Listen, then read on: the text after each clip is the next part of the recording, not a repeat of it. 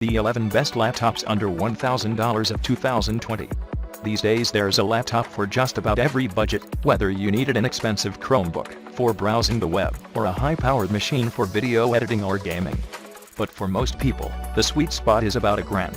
Whether it's the entry-level version of a premium notebook or the fully loaded version of a mid-range device, you can get some killer devices for about $1,000. However, if you're looking for the best in terms of performance and portability, we'd recommend spending a little extra.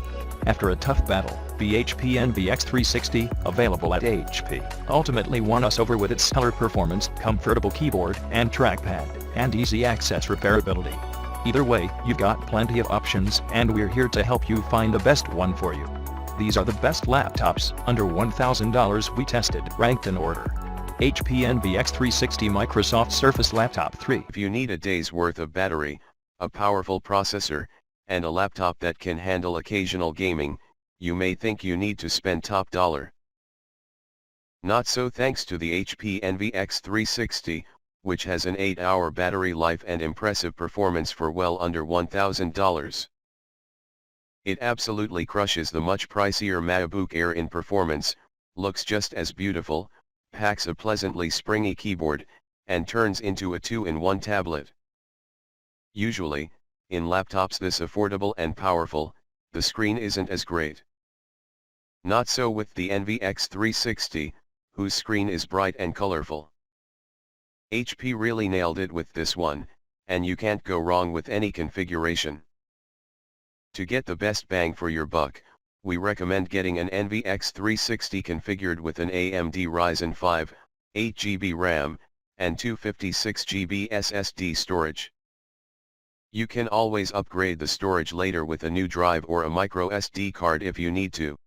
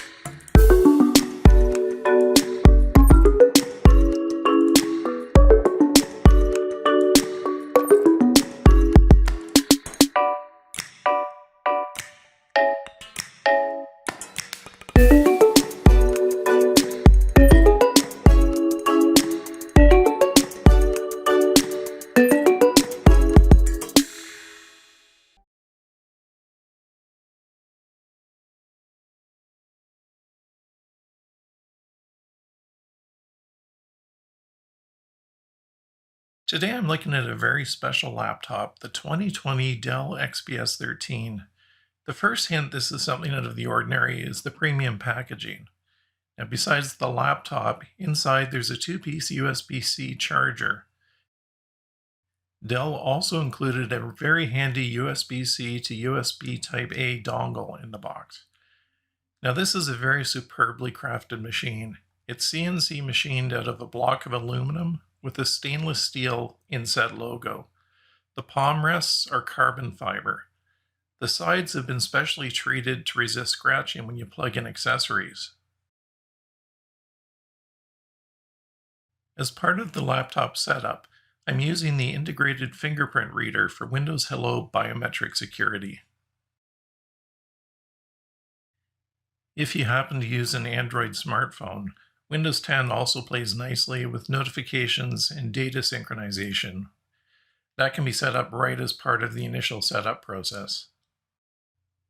With any new Windows 10 laptop, that initial setup includes updating to ensure the system has all the latest features and security updates.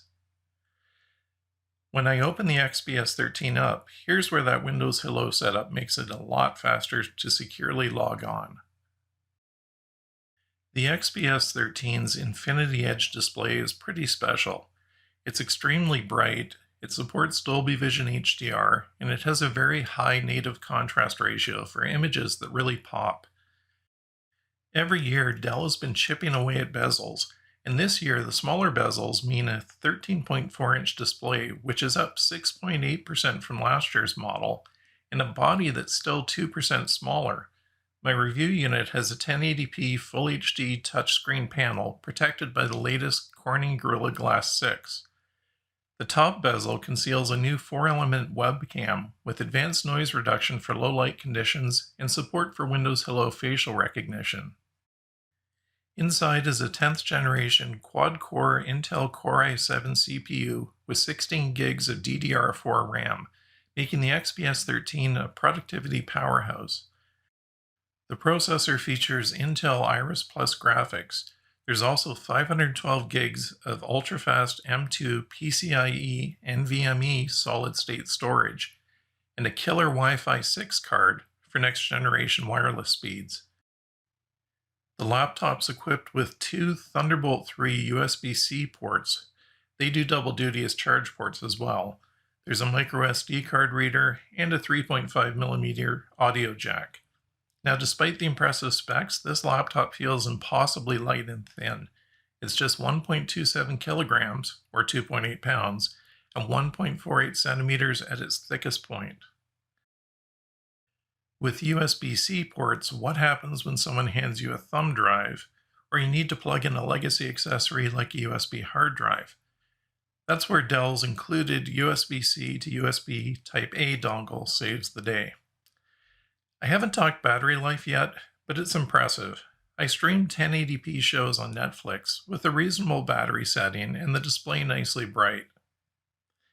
It started off optimistic, estimating over 11.5 hours of battery life. After 6 hours of streaming, the battery was still at 41%. 2.5 hours later, it had dropped to below 20. The laptop ended up going for nearly 10.5 hours, which was just slightly under Dell's rating for this laptop, but I wasn't running in the most aggressive battery saving mode. The latest Dell XPS 13 is a truly impressive flagship laptop. It's beautifully crafted, it's a powerful performer with great battery life, it rocks a gorgeous touchscreen display, it has a great backlit keyboard and a big responsive trackpad, and yet it's impossibly thin and light. You can find it along with all the latest ultra-portable laptops from top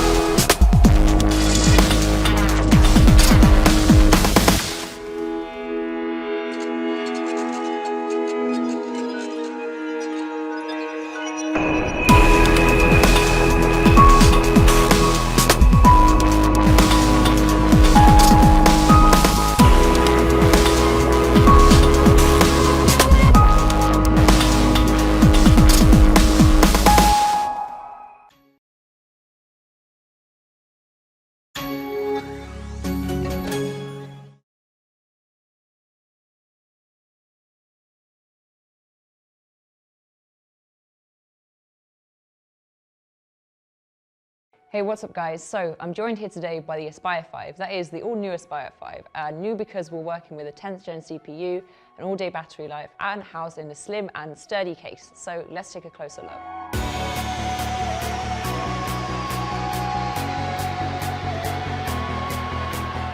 Okay, so what's inside? We have the 10th gen Intel Core i5 processor, and that's what I have in this one right here. You also have the option of an NVIDIA GeForce MX250 graphics card, which is great for an everyday laptop because then you have the option of a discrete GPU that you can use for things like gaming, editing, that kind of stuff. This one in particular has Intel's integrated graphics, so that's something to consider if you're looking for a more budget-friendly option.